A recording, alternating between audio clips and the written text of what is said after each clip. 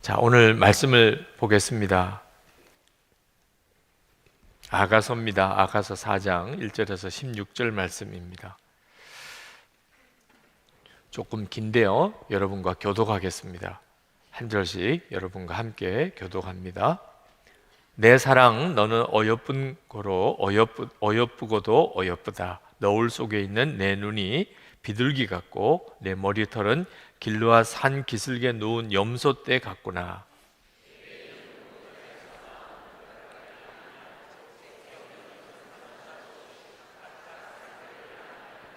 내 입술은 홍색 실 같고 내 입은 어여쁘고 너울 속에 내 뺨은 석류 한쪽 같구나.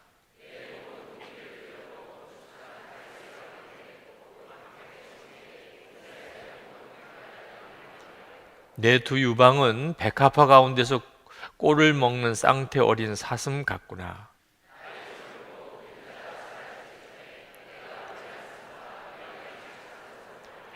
나의 사랑, 너는 어여쁘고 아무 흠이 없구나.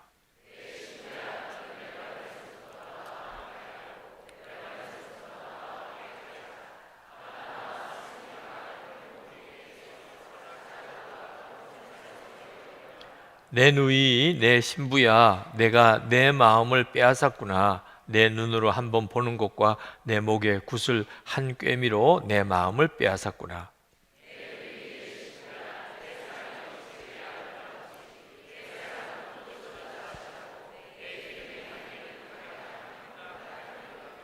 내 신부야, 내 입술에서는 꿀 방울이 떨어지고 내 혀 밑에는 꿀과 젖이 있고 내 의복의 향기는 레바논의 향기 같구나.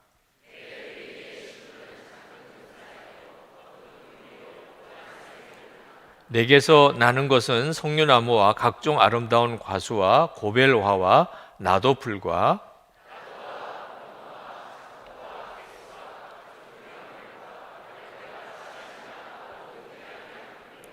너는 동산의 샘이요 생수의 우물이요 레바논에서부터 흐르는 시내로구나.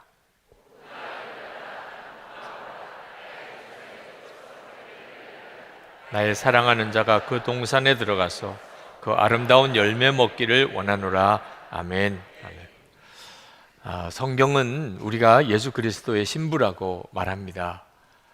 예수님과 우리 사이는 결혼한 관계라는 거죠. 그건 정말 너무나 충격적이고 또 잘 믿어지지 않는 놀라운 진리이기도 합니다. 이 아가서는 우리가 그리스도의 신부라고 하는 그 내용을 담고 있는 놀라운 성경입니다. 그런 배경을 알지 못하고 아가서를 읽으면 성경 같지가 않습니다. 너무 노골적인 남녀 관계에 대한 아주 노골적인 표현이 많아요. 그래서 아가서를 읽다가 시험 드시는 분들도 있습니다. 그래서 이게 무슨 성경이야 이런 분들도 있습니다. 4장 5절, 오늘 5절에 보면 내 두 유방은 백합화 가운데서 꼴을 먹는 쌍태 어린 사슴 같구나. 제가 어린 시절에만 해도 유방이라는 표현을 말로 할 수가 없었어요. 12절에 내 신부는 장근 동산이요 덮은 우물이요 봉한 세미로구나. 이건 어떤 여인의 신처적인 부분을 묘사하는 그런 표현이기도 합니다.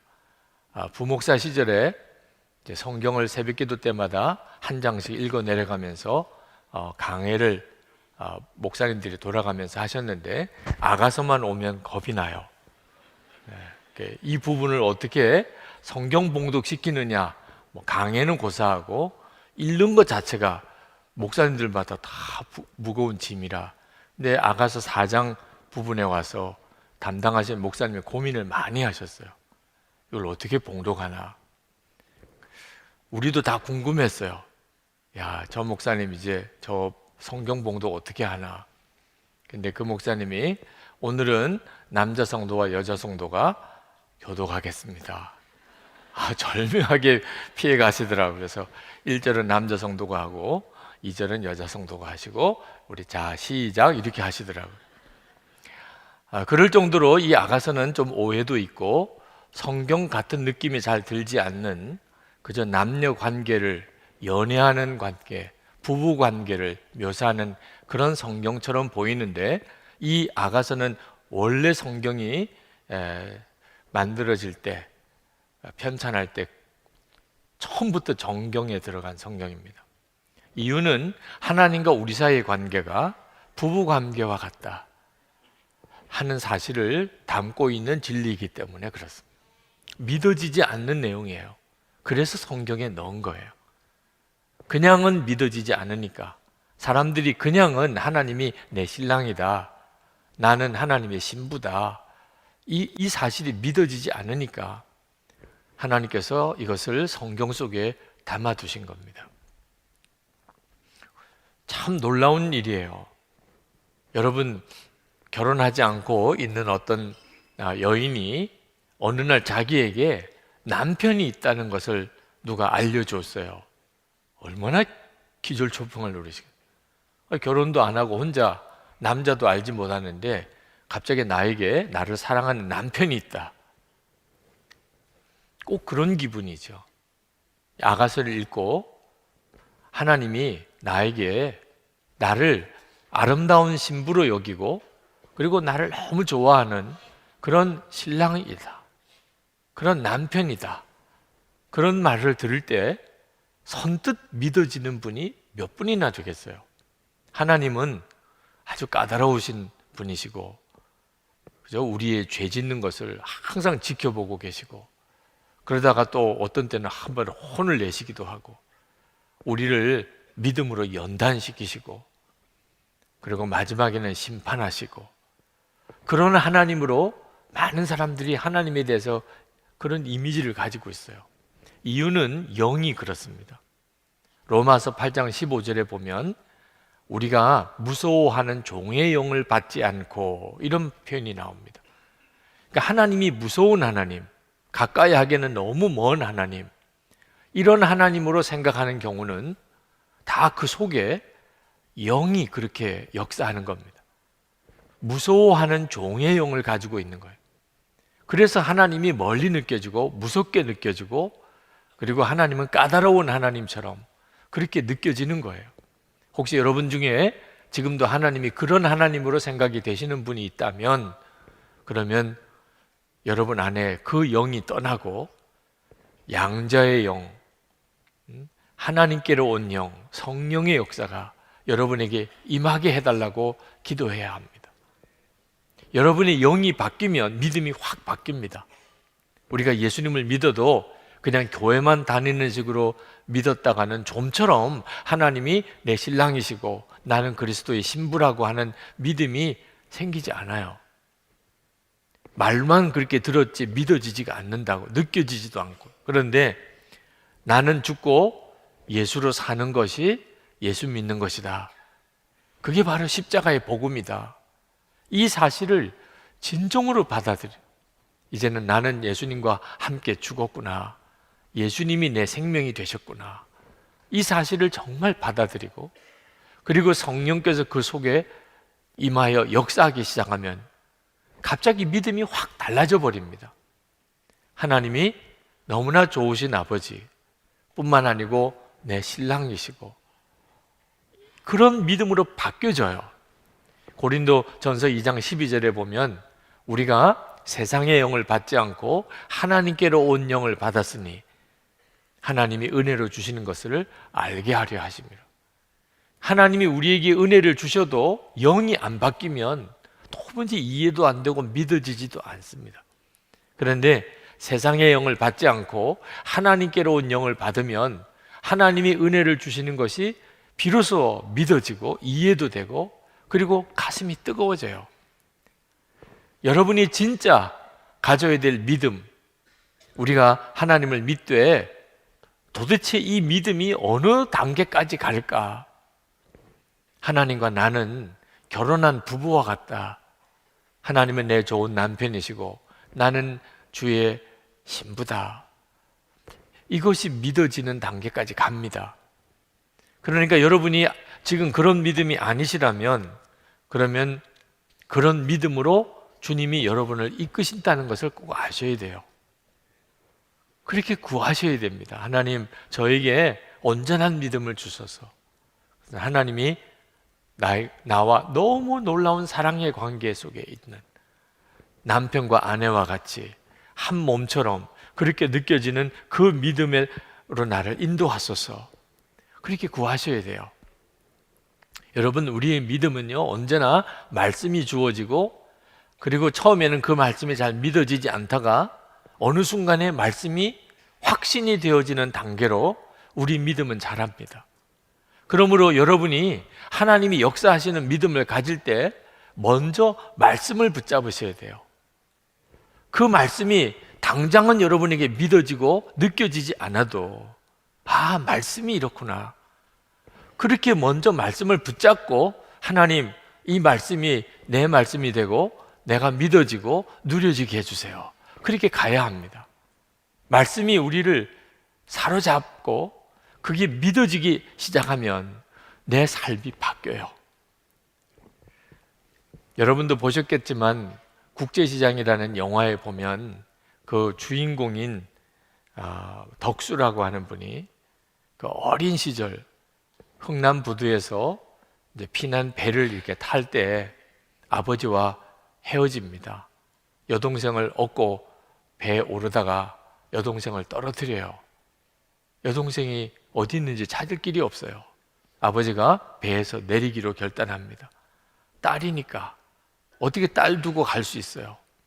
이제는 엄마랑 아내랑 어떻게 해요? 그 덕수에게, 그 어린 덕수를 붙잡고 아버지가 말합니다. 덕수야, 잘 들어라. 아버지가 없으면 내가 가장이다. 엄마 책임지라. 그러고는 아버지와 헤어집니다. 그 말 한마디, 아버지가 없으면 너가 가장이다. 그 한마디 때문에 동생 서울대학 보내려고 독일 탄광 광부로 갑니다. 거기서 죽을 고비 넘기고, 여동생 시집 보내려고 베트남 전쟁터로 또 일하러 갑니다. 거기서 장애인이 돼가지고 돌아오죠. 하여튼 만신창이 같은 인생을 살지만 가족들을 지켜냅니다. 어떤 힘으로 그렇게 할 수 있죠? 아버지의 말 한마디. 아버지가 없으면 너가 가장이다. 그 어린 아이가 아버지로부터 들었던 그 마지막 한마디 때문에 결국은 그런 삶을 살아내잖아요. 여러분, 우리의 가슴을 치는 말씀 한마디가 우리 인생을 바꿔요. 여러분, 다윗을 보면 참 놀랍습니다. 그 다윗이 사자와 곰하고도 싸웁니다. 그 어린아이가 골리앗과도 싸워서 이깁니다. 사울 왕의 시기를 받아서 그 도망 다니는 비참한 생활을 합니다. 그래도 2번이나 자기를 죽이러 온 사울 왕을 살려줍니다. 그리고 다윗이 이스라엘의 왕이 돼요. 어떻게 그런 삶을 살아낼 수 있었을까요? 어릴 때 사무엘 선지자가 찾아와서 머리에 기름을 붓고 너가 왕이다. 하나님이 너를 왕으로 세웠다. 그 말 한마디. 그것 때문에 다윗은요, 그 다음에 되어지는 수많은 시험과 연단과 고비들을 하나님이 나를 왕으로 세웠, 왕이 되고 싶은 것도 아니고 왕이 되어야 되겠다고도 아니에요. 너는 왕이다. 그래서 그는 실족하지도 않고 시험 들지도 않고 하나님이 이끄시는 길로 매 순간 갈 수 있었어요. 우리에게는 하나님이 무슨 말씀을 주시죠?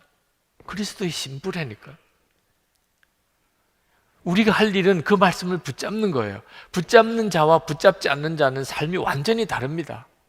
내가 그리스도의 신부라고 하는 말을 들은 적이 있습니다. 이것 가지고 삶을 바뀌지 않아요. 말씀을 들었으면 말씀을 붙잡아야 돼요. 그게 믿는 거죠. 나는 그리스도의 신부야. 어떤 때는 잘 말이 안 되는 것 같아. 내가 무슨 그리스도의 신부일까? 내가 뭐 이쁘고 잘난 게 있어서 그리스도의 신부라고 할 수 있나? 이해가 되면 은혜가 아니에요. 사람의 생각으로 쉽게 믿어지는 것도 은혜가 아니에요. 하나님의 은혜는요, 이해할 수도 없고 믿어지지도 않는 거예요. 말씀이 그렇게 주어진 거예요. 우리식으로 그냥 만들어서 믿음을 갖는 것도 아닙니다. 아가서가 그래서 있는 거예요. 아가서가 도무지 믿어지지 않는 말씀을 주시는 거예요. 하나님이 우리를 그렇게 사랑하신다. 여러분, 주님은 이미 우리 안에 오셨고 예수님과 우리는 한 몸이에요. 성찬식을 할 때마다 아무나 받는 성찬식 아닙니다. 그리스도의 신부만 받는 성찬식이에요. 여러분이 성찬을 받을 때마다 항상 명심해야 돼요. 아무나 받는 성찬 아닙니다. 믿음 없이도 받을 수도 있죠. 그냥 떡과 포도즙을 먹는 것뿐이죠. 그러나 그리스도의 신부에게는 주님과 나 사이의 관계가 얼마나 뜨거운가. 사실 결혼 관계에 비유했지만 남편과 아내가 하나님이 하나라고 그렇게 정하셔서 그 믿음으로 부부 생활을 하는 거죠. 예수님과 우리 사이가 꼭 그와 같다고 말씀하고 있는 겁니다. 우리는 주님의 살과 피를 먹고 마시는 그 정도로 주님과 우리 사이는 뜨겁게 하나가 되어 있는 관계예요. 이것이 바로 내가 예수님과 함께 죽었음을 진짜 믿을 때 비로소 믿음이 생기고 눈이 뜨입니다. 그리고 인생이 달라지는 거예요. 하나님은 나의 신랑이시고 나는 그리스도의 신부다. 검은 피부의 술람미 여인, 솔로몬이 사랑했던 여인. 그런데 들판에서 포도 농장에서 하루 종일 일을 하는 여인이라 피부 관리가 안 돼요. 검게 거르고 피부는 아주 터서 볼품이 없는 여인인데, 그런데 왕이 그렇게 사랑해요. 그걸 오늘 여러분들이 구구절절 읽으셨어요. 나의 사랑, 나의 신부야. 너는 어여쁘고도 어여쁘다. 이 글을 읽고 우리가 생각하는 여인은 무슨 화장품 광고에 나오는 여자일 수 있죠. 그런데 아가서를 읽어보면 그렇지 않습니다. 이해가 안 돼요. 이해가. 어떻게 왕이 이런 여자를 이뻐하고 그렇게 신부라고 그러고 사랑스럽구나 하는지 이해가 안 될 정도예요. 꼭 지금 우리가 내가 주님의 신부라고, 하나님이 내 신랑이시라고, 하나님이 나를 사랑하시고 너무 이쁘다, 사랑한다 그렇게 하신다고? 말도 안 돼. 그래서 아가서가 있다니까요. 사람의 생각으로는 도무지 믿을 수가 없는 일이라 성경에 담아두셨고, 그래서 이 아가서는 성경 중에 복음 중에 복음이라고 말하는 겁니다. 실제로 이렇게 사랑에 빠진 사람들을 보면 아유, 제 눈이 안경이구나 이런 느낌이 들어요. 그죠? 자기가 좋댔는데 어떻게 하겠어요? 사랑스럽다는데 어떻게 하겠어요? 그래서 서로 연애도 하고 사랑도 하고 결혼도 하는 거예요. 그래서 결혼식 때 가서 뭐 신부가 조금 빠지네, 뭐 신랑이 조금 기우네 이런 말 하면 안 됩니다. 네. 가서 그런 거 품평하라고 결혼식 가면 안 됩니다. 네. 정말 진심으로 두 사람을 축복해 줘야죠. 하나님이 결혼을 하게 하느라고 사랑하게 하는 거예요. 잠깐 눈이 멀게 한 거예요. 결혼식 끝나면 이제 눈이 뜨여요. 어떻게 해요? 결혼식 했으니. 그래서 이제 평생 같이 사는 겁니다. 그러니까 하나님의 참 신비함이에요. 우리가 하나님의 사랑을 믿으려고 할 때 머리로는 잘 용납이 안 됩니다. 하나님의 영이 우리로 알게 하셔야만 알게 돼요. 아가서 8장 6절에 보면 너는 나를 도장같이 마음에 품고 도장같이 팔에 두라. 사랑은 죽음같이 강하고 질투는 스올같이 잔인하며 불길같이 일어나나니 그 기세가 여호와의 불과 같으니라. 우리가 해야 될 일이 하나님께서 나를 사랑하신다는 그 사랑을 여러분이 도장같이 마음에 품으라. 절대로 잃어버리면 안 되는 인감 도장같이 그렇게 분명하게 믿고 마음에 품으라. 오늘 이 밤에 하나님이 우리에게 원하시는 거예요. 하나님이 나를 얼마나 사랑하시는, 아니 나를 보고 하나님이 거의 까무라칠 정도예요. 너무 사랑스러워서. 믿어지시는 분도 있고 안 믿어지시는 분도, 남 이야기 같이 생각되시는 분, 오늘 기도하는 중에 하나님께서 여러분들을 바꾸실 거라고 확신합니다. 그게 성령님의 역사예요. 하나님이 나를 그렇게 사랑하시는구나. 여러분, 불치의 병을 가진 아이를 둔 부모, 그 불치의 병을 가진 그 아이를 남이라고 하는 눈으로 보면 그저 불쌍한 거죠. 안 됐다. 그러나 부모는 달라요. 그 아이를 어떻든지 고쳐보려고 모든 재산 다 버릴 수도 있습니다. 부모 마음은 이해가 안 되는 거예요. 설명도 안 됩니다. 계산도 안 되고. 여러분의 가정의 아들과 딸, 여러분의 몸으로 낳은 아들과 딸, 그건 다른 아이하고 비교가 안 돼요.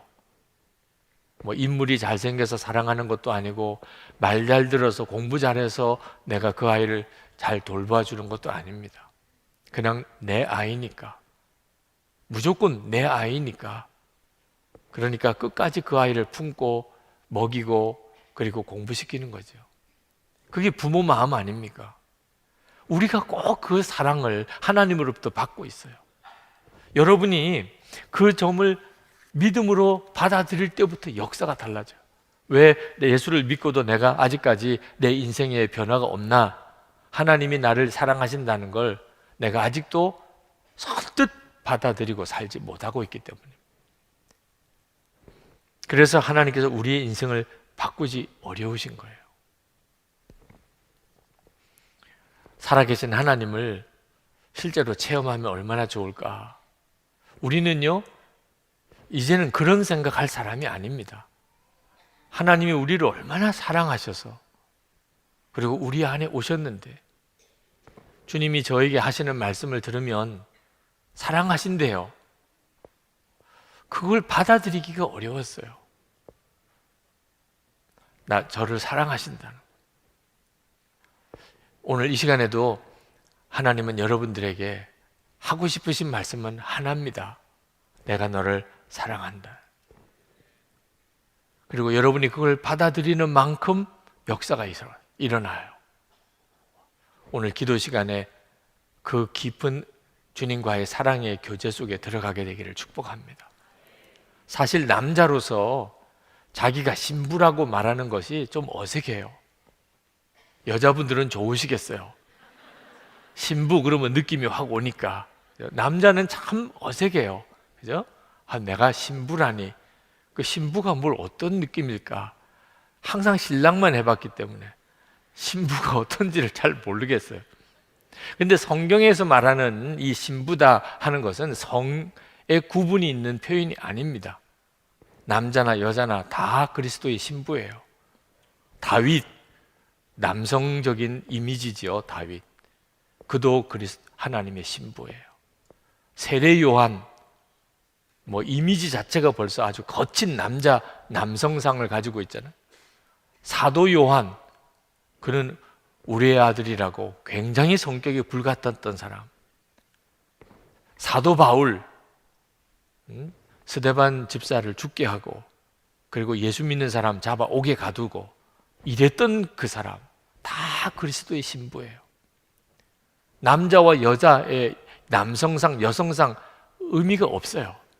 그런 점에서 하나님의 아들, 이것도 남자나 여자의 개념이 없는 표현입니다. 여자 성도에게도 다 하나님의 아들이에요. 성경이 표현하는 아들이라는 표현 속에는 남자, 여자의 구분이 없습니다. 그리스도의 신부도 마찬가지고. 여러분, 내가 그리스도의 신부다, 이렇게 믿어지는 역사가 주님과의 관계에 문을 새롭게 엽니다. 결혼하고 난 다음에 가장 중요한 것이 믿음이에요. 내 남편이다, 내 아내다. 남편과 아내로 느껴질 때까지 남편과 아내가 아닙니까? 결혼했으면 남편과 아내죠. 받아들였잖아요. 그러니까 금방 이제 부부로서 아주 어색함이 없이 사는 겁니다. 결혼식 하고 본인 마음 정리가 확 됐어요. 이 사람은 내 남편이야. 이 사람은 내 아내야. 그러니까 밤 늦은 시간에도 같은 방에 같이 있죠. 그죠? 그렇지 않으면 진짜 얼레리 꼴레리잖아요. 그런데 우리는 부부야, 내 남편이야, 내 아내야 이렇게 받아들이고 나니까 벌써 관계가 확 달라지잖아요. 그러니까 예수님과의 관계도 믿음이 그렇게 중요해요. 믿음이 바꿔지지 않으니까 주님과의 관계가 세상 없이 어색한 거예요.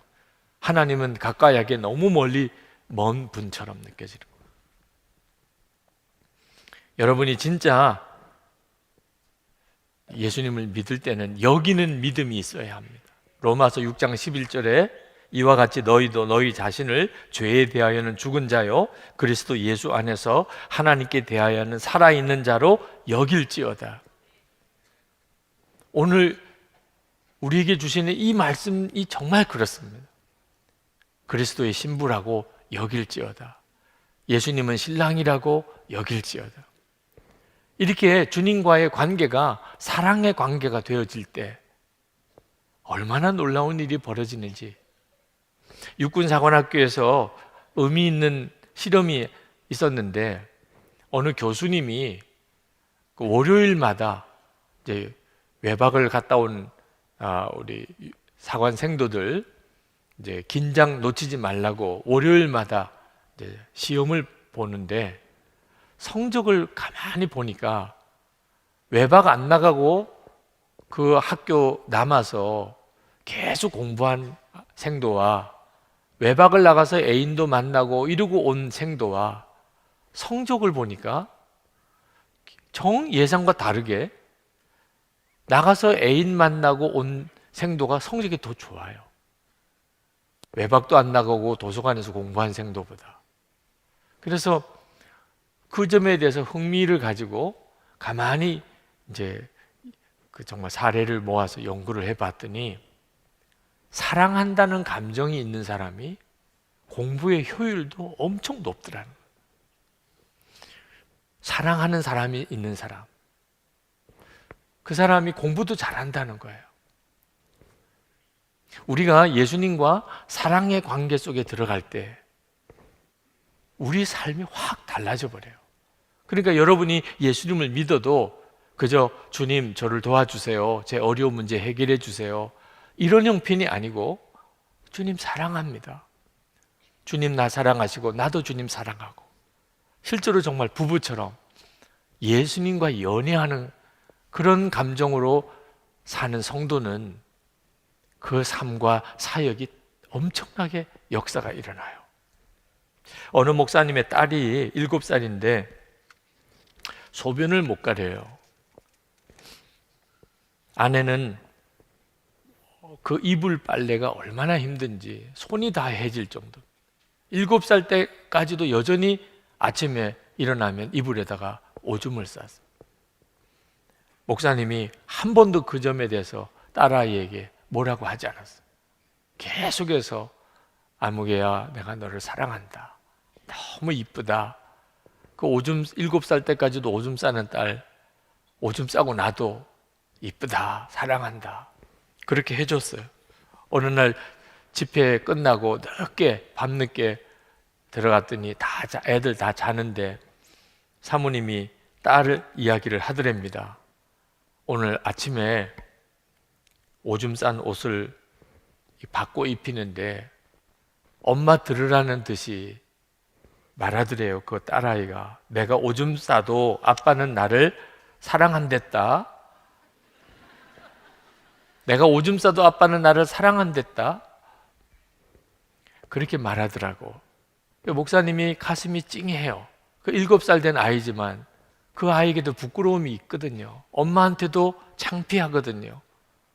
그렇게 안 싸고 싶어도 오줌을 누웠으니 어떻게 해요? 그 아이도, 그 어린 아이도 자존심이 있는 거거든요. 그게 망가질 대로 망가졌는데 그 아이는요 결사적으로 붙잡는 거 하나 있어요. 아빠 나 사랑한댔다. 나 오줌 싸도 아빠 나 사랑한댔다. 그 다음날 아침에 또 오줌 쌌을 거라고 생각하고 이제 이불을 갈아주려고 보니까 뽀송뽀송해요. 밤에 오줌을 안 쌌어요. 엄마한테 나 오줌 싸도 아빠 나 사랑한댔다 그렇게 말했던 그 다음날, 그날부터 오줌을 안 싸는 거예요.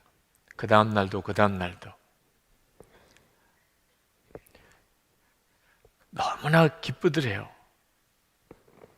여러분, 이 7살 된 아이, 야뇨증이 있어서 오줌을 가리지 못하고 있던 그 고민스러운 문제, 그거 어떻게 치료받았죠?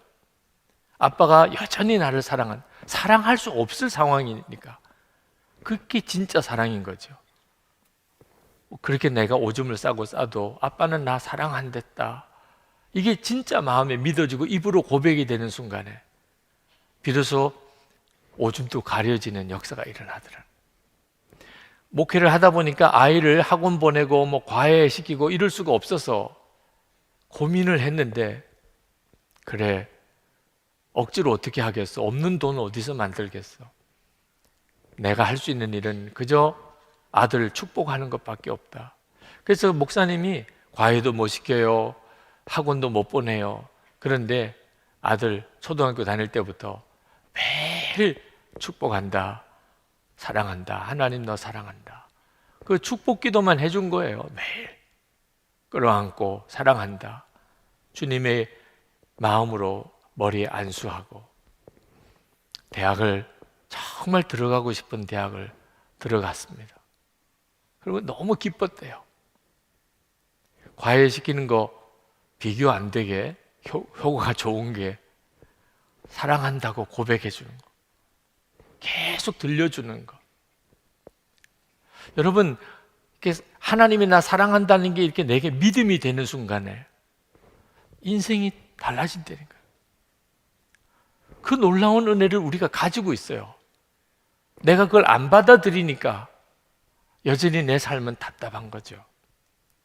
우리가 부족하고 못나고 열등감이 참 많지만, 그러나 믿음은 바로 고백하고 살아야 됩니다. 하나님이 나를 신부로 여기고 있어요. 너무너무 나를 사랑하세요. 나를 보면 그냥 좋아서 펄쩍펄쩍 뛰세요. 이게 머리로는 잘 이해가 안 돼요. 그런데 말씀이 그렇게 말씀하셨으니까 하나님 나 사랑하셔. 하나님은 내 좋은 남편이셔. 나는 예수님의 신부야 하고 여러분이 고백해야 합니다. 이번 제주도 영성일기 세미나 때 어느 사모님이 질문을 하셨어요. 남편 목사님이 자꾸 나는 예수님밖에 없다. 나는 주님만 바라본다. 나는 주님만 기대한다. 너무 서운하더래. 그러면 나는 뭐야? 예수님만 바라보고 예수님 한 분이면 충분하고 예수님만 기대하고 그러면 나한테는 기대가 없다는 거네. 기대가 없으면 관심도 없는 거고 그러면 실망도 없겠지. 그러면서 부부관계에 문제가 생긴 거예요. 그래서 남편 목사님이 나는 예수님 한 분이면 충분하다는 말이 듣기 싫다. 목사님 어떻게 해야 돼요? 이런 이제 상담 같은 질문을 주셨어요. 여러분, 예수님 한 분이면 충분합니다. 나는 주님만 기대합니다. 나는 주님만 바라봅니다. 그러면서 아내에게는 소홀하고 남편에게 소홀하고 자녀들에게 소홀한 것은 그건 바른 믿음 아닙니다. 여러분 중에 혹시 그런 분 계십니까? 나는 예수님 한 분만 바라봐. 난 다른 건 아무것도 신경 안 써. 근데 아내가 그것 때문에 힘들고 자녀들이 그것 때문에 어렵고 그러면 그분이 바라보는 건 예수님이 아닙니다. 그런 예수님은 없어요. 예수님을 바라보고 또 주님을 기대하고 예수님 한 분이면 충분하면 반드시 주님은 아내를 사랑하게 하고 남편에게 순종하게 하고 자녀들을 품게 하고 그렇게 하세요. 예수님이 더 그렇게 하세요. 그때 내가 예수님 한 분이면 충분하다는 말이 이게 진짜 바른 믿음이구나 하는 걸 알게 됩니다. 제가 주님만 24시간 바라보려고 할 때 저희 부부 관계에 위기가 오지 않겠나 이런 생각이 들 정도예요. 계속 주님만 이렇게 생각하니까. 그런데 참 놀라운 경험이, 우리 주님이 제 아내를 어떤 생각을 하고 보시는지를 제게 알게 하시는 거예요. 그러니까 남편의 사랑으로, 남편의 마음으로 아내를 아는 것보다 비교가 안 돼요. 우리 주님이 아내를 보는 것이. 그걸 알게 하세요. 그래서 남편의 마음으로 아내를 사랑하기도 하지만 주님을 바라보니까 주님의 마음으로 아내를 이해하게 되고 주님의 마음으로 아내를 위하게도 되더라고요. 그래서 주님만 바라보게 하는 거예요. 여러분, 정말 주님과 사랑에 빠지면요, 주변 모든 사람과의 관계가 다 좋아져요. 주님과 사랑에 빠진 사람인데 가족도 다 버리고 관계도 다 깨어졌다면 그건 영적으로 문제가 있는 것입니다. 주님과 사랑에 빠지는 것은 기가 막힌 일이에요. 마지막 때에 교회는요, 사랑에 빠진 전사들입니다. 우리 예수 믿는 성도는요, 사랑에 빠진 그리스도의 군사들이에요. 그게 우리들의 모습입니다. 우리가 주님의 신부된 자여야만 어떤 시험도 우리를 넘어뜨리지 못해요. 어떤 유혹도 우리를 넘어뜨리지 못해요. 이번에 질문 중에 이런 질문이 하나 있었어요. 제 아내가 강의하던 강의 중에 남자들이 스포츠 보는 거 죄냐, 여자들이 드라마 보는 게 죄냐, 이런 질문을 던지고, 그게 죄일 수는 없지만 그것 때문에 기도를 못했다, 그러면 그건 죄가 된다, 이제 그런 강의를 했는데 내가 보기에는 못 알아들은 거 아닌 것 같아요. 근데 본인이 스포츠를 좋아하는지 드라마를 좋아하는지 질문이 들어왔어요. 그 스포츠 보는 것과 드라마 보는 것을 너무 정죄하는 거 아니냐, 너무 이원론적으로 살게 만드는 거 아니냐, 이제 이런 질문이 왔어요. 여러분, 스포츠 보는 거나 드라마 보는 것이 죄다, 예수님만 바라보고 영성일기 써야 되는데 그 스포츠 보지 말고 드라마 보지 마라, 그건 제가 보기에는 올바른 말은 아닌 것 같아요. 스포츠 보는 거 죄 아니고 드라마 보면서 감동받는 거 그거 다 귀한 일이에요. 물론 그것 때문에 기도도 못하고 성경도 못 읽고 그러느라고 또 영성일기도 안 쓰고, 그러면 이건 점검을 해봐야 돼요. 이건 좀 문제가 있는 거죠. 그러나 더 중요한 초점이 있어요. 스포츠를 즐기고 드라마에서 감동을 받는 일, 비교가 안 되게 좋은 게 있거든요. 그게 바로 주님과의 사랑의 기쁨입니다. 비교가 안 돼요. 비교가 안 돼. 스포츠 보는 거, 드라마 보는 거, 그게 죄일 리는 없지만 사실은 진짜 나에게 기쁨이 되는 것을 아직도 발견하지 못했기 때문에 그런 정도에서 재미를 느끼고 스트레스 풀고 그런 정도에서 그저 감동받고 사는 거예요. 하나님이 우리에게 주신 말할 수 없이 놀라운 기쁨이 있어요. 그것이 바로 주님과의 사랑의 관계. 주님과 사랑에 빠지고 보면요, 드라마 이제 보고 싶지도 않고 스포츠 신경도 안 써요. 전에는 거기에 푹 빠졌고, 전에는요 주일 예배 드리고 스트레스 쌓이고 스포츠로 풀고, 이런 기가 막힌 사람들도 있었어요. 몰라서 그런 거죠. 진짜 주님과의 사랑에 깊이 들어가지 않았으니까 그렇게 살았죠. 그런데 이제 주님을 정말 알고 주님과 사랑에 빠지고 나면, 그러면 이제는 별로 보고 싶은 마음도 없어요. 여러분, 하나님 앞에 갈 때가 가까워지면 아마 그때도 스포츠 보고 드라마 볼 사람 있을까요? 벌써 눈이 달라져 버립니다. 여러분 중에 지금도 여전히 스포츠나 드라마에 푹 빠져 계신 분 계시다면 비교할 수 없이 놀라운 주님의 사랑을 믿으세요. 주님께 구하세요. 주님, 저에게 진짜를 보게 해주세요.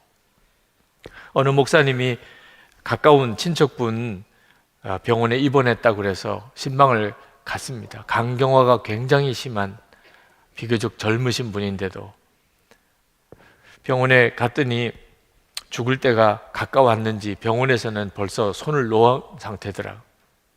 무슨 할 말도 별로 없는데 그래도 병원에 목사가 갔으니 그분에게 물었어요. 당신은 지금까지 살아오면서 언제 가장 행복했습니까?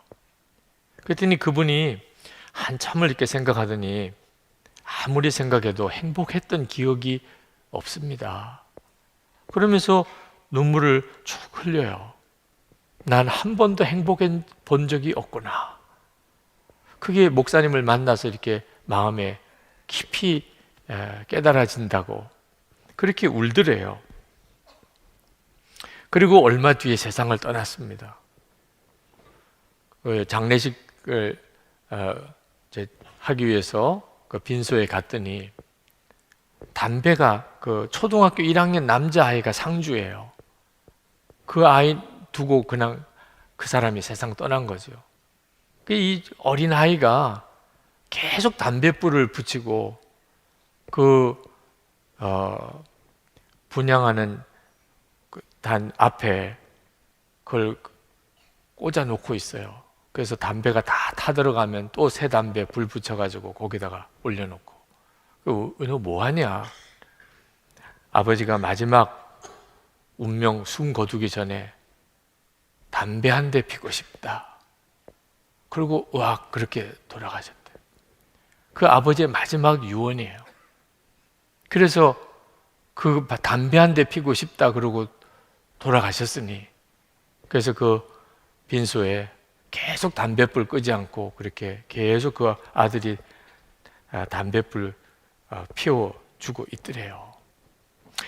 너무 마음이 안타깝더래요. 그분은 자기 하고 싶은 대로 다 하고 살았대. 술 마시고 싶으면 술 마시고, 담배 피고 싶으면 담배 피고, 고스톱 하고 싶으면 고스톱 하고, 집에서는 아내에게 거의 뭐 폭군과 같은 그런 존재였고, 할 말 다 하고 싶은 거, 먹고 싶은 거 다 하고 살아. 아니, 하고 싶은 거 다 하고 살았으면 행복해야 되잖아요. 그런데 하고 싶은 거 다 하고 살았는데 나는 한 번도 행복해 본 적이 없다고. 그렇게 울다가 담배 한 대 피고 싶다 그러고 죽은 거예요. 마음의 주인을 잘못 정하면 이렇게 인생이 끝나요. 우리 주님을 사랑하고 예수님이 내 남편 되시는 이 일은 정말 황홀한 일입니다. 오늘 하나님이 우리에게 주시는 은혜는 아주 간단합니다. 너와 나 사이는 결혼한 부부와 같아. 나는 너를 절대로 포기할 수 없어. 나 너 너무 사랑해. 그래서 그것을 내 입으로 고백하게 하세요. 하나님은 나를 사랑하신다. 나는 예수님의 신부다. 오늘도 여러분이 그 고백이 여러분에게 있기를, 그리고 앞으로 여러분 살아가는 동안 어떤 형편이든지 하나님은 나를 남편처럼 사랑하시고 나는 예수님의 신부다. 계속 그 고백을 하세요. 그때 여러분의 삶 속에 하나님의 역사가 일어납니다.